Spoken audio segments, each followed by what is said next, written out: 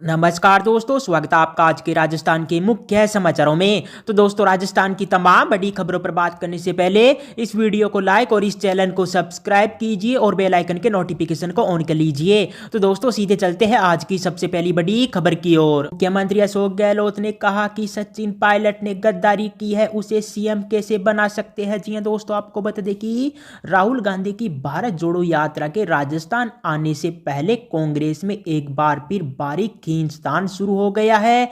आपको बता दें कि मुख्यमंत्री अशोक गहलोत ने सचिन पायलट पर अब तक का सबसे बड़ा हमला बोलते हुए कहा है कि पायलट को कैसे सीएम बना सकते हैं। जिस आदमी के पास 10 विधायक नहीं है, वही जिसने बगावत की हो, जिसे गद्दार नाम दिया गया है, उसे लोग कैसे स्वीकार कर सकते हैं। इसी के साथ ही गहलोत के हमले पर प्रतिक्रिया देते हुए सचिन पायलट ने कहा कि वे पहले भी मुझे नकारा, निकम्मा और गद्दार कह चुके हैं।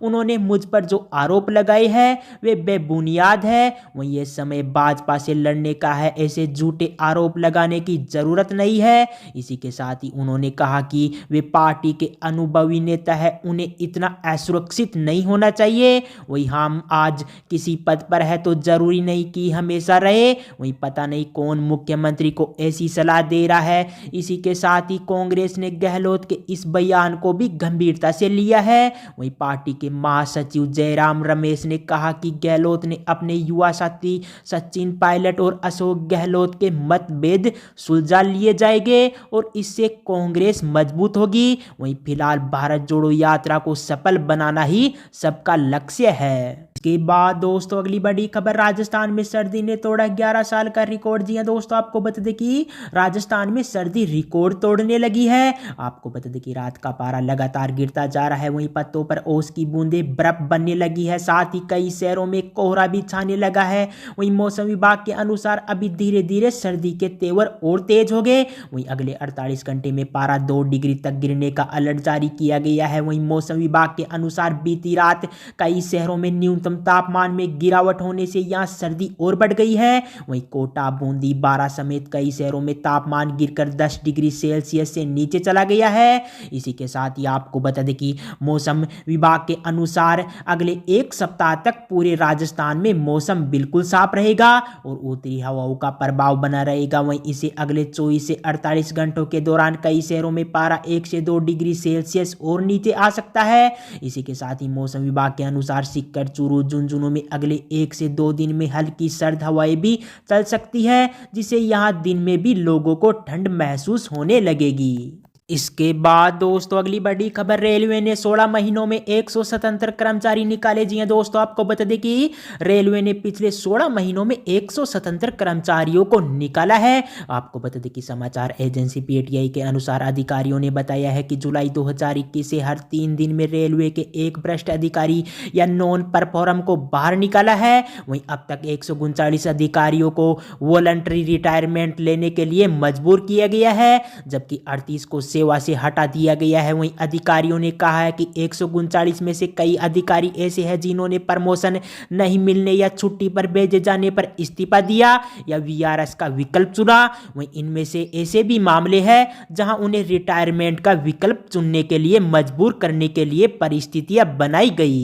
इसके बाद दोस्तों, अगली बड़ी खबर, पीएम नरेंद्र मोदी ने कहा कि देश का नया इतिहास लिखा जा रहा है। जी हां दोस्तों, आपको बता दें कि प्रधानमंत्री नरेंद्र मोदी ने कहा है कि भारत के इतिहास को दबाया गया। वहीं पहले जानबूझकर विदेशी एजेंडा बढ़ाने का काम किया गया।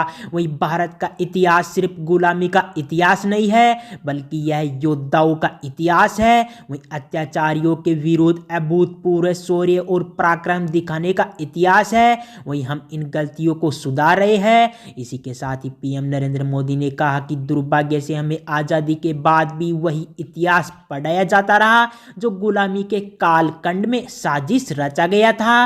वहीं आजादी के बाद जरूरत थी हमें गुलाम बनाने वाले विदेशियों के एजेंडे को बदला जाए, लेकिन ऐसा नहीं हुआ। वहीं देश के हर कोने में मां भारती के वीर बेटे और बेटियों ने कैसे आतताइयों का मुकाबला किया, वहीं अपना जीवन समर्पित कर दिया, वहीं इसे जानबूझकर दबा दिया गया।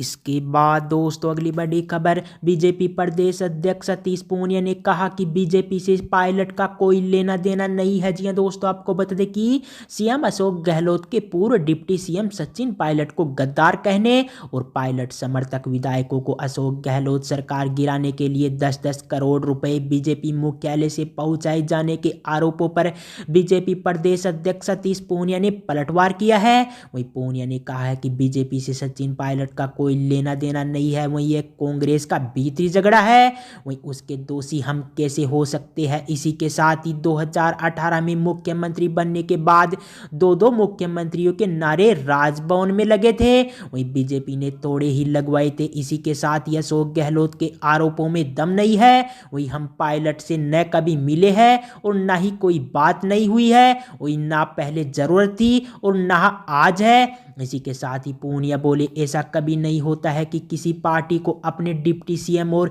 पीसीसी चीफ को बर्खास्त करना पड़े। वही हमने कोई पीले चावल नहीं बांटे थे कि आप जाइए और सरकार गिराइए, वही ये तो उनका अपना मसला था। वही बीजेपी को तो एक कारण बनाने की कोशिश की गई है, जबकि झगड़ा उनका अपना था, वही दोष और पाप उनका अपना था। वही बीजेपी को तो आरोप लगाने का माध्यम अशोक गहलोत ने अपने बचाव के लिए बना लिया है। इसके बाद दोस्तों अगली बड़ी खबर, न्यूजीलैंड के खिलाफ भारत की लगातार 5वीं हार। जी हां दोस्तों, आपको बता दें कि न्यूजीलैंड के खिलाफ वनडे क्रिकेट में टीम इंडिया की हार का सिलसिला जारी है। आपको बता दें कि शुक्रवार को ऑकलैंड में खेले गए 3 मैचों की सीरीज के पहले मुकाबले में कीवी टीम ने भारत को 7 विकेट से हरा दिया।